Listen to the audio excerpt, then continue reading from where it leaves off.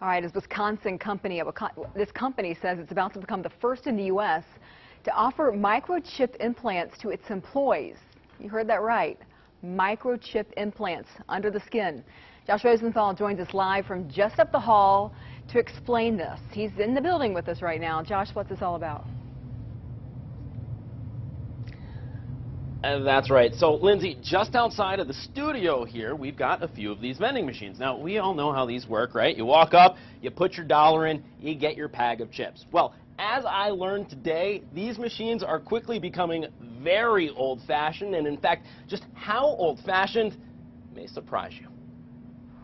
At 3 Square Market in River Falls, a team of programmers designed software for break room markets, like this one. Believe it or not, this is the reason they're about to do this to more than 50 of their employees. It's the next thing that's inevitably going to happen, and we want to be a part of it. The concept is pretty simple.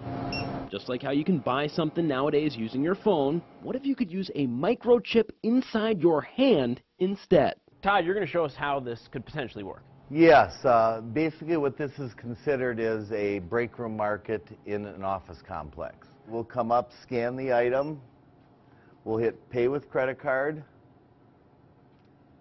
and it's asking to swipe my proximity payment now. I'll hold my hand up, just like the cell phone, and it will pay for my product. Instead of a credit card, correct, your hand. Because my microchip is now my credit card. More than 50 3 Square Market employees are having them implanted starting next week. Not only can they buy stuff with them, they'll also be able to use the chips to get in the front door and log on to their computers. Each chip costs $300. The company's picking up the tab. The chip goes between your thumb and forefinger, and CEO Todd Westby says the data is both encrypted and secure. So if I'm one of your employees and I've got this chip in my hand, you won't know, hey, Josh is slacking off. I can tell because I'm reading this chip. No, there's no GPS tracking at all. Employees here aren't required to get the chip. One of the ones choosing to do so, however, just so happens to be former North Star player and current Edina hockey coach, Kurt Giles. If somebody told you back in the day when you're flying around the ice playing for the North Stars that you're going to have a chip implanted in your hand, you're going to use it to pay for stuff, you're going to use it to get in and out of buildings, what would you have told that person? I probably would have thought a chip tooth or a chip of ice, but not a chip that has the technology that we're talking about today.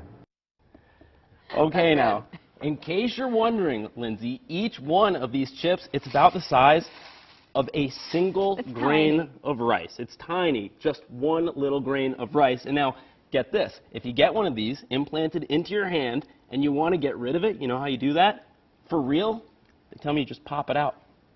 It's almost hard to believe. Did they offer you one? They did. They very much wanted me to come back next week when they're putting them in employees and get one. Still not sold, but I'm a little closer to being sold than I was when I walked in. Faster from the vending machine. Sure would. All right, now we need to upgrade the vending machines. Yeah, really. All right, thank you, Josh. Sure.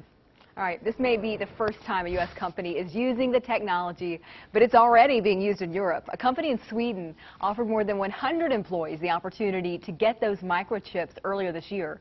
The company Epicenter Stockholm says phone and internet browsing history poses more of a threat than the chip.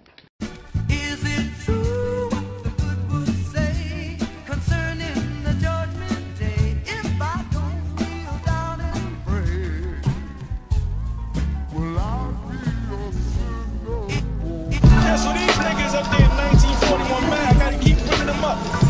They're making videos, making parodies. We're teaching, we're waking people up, man. Right. We're bringing you to righteousness.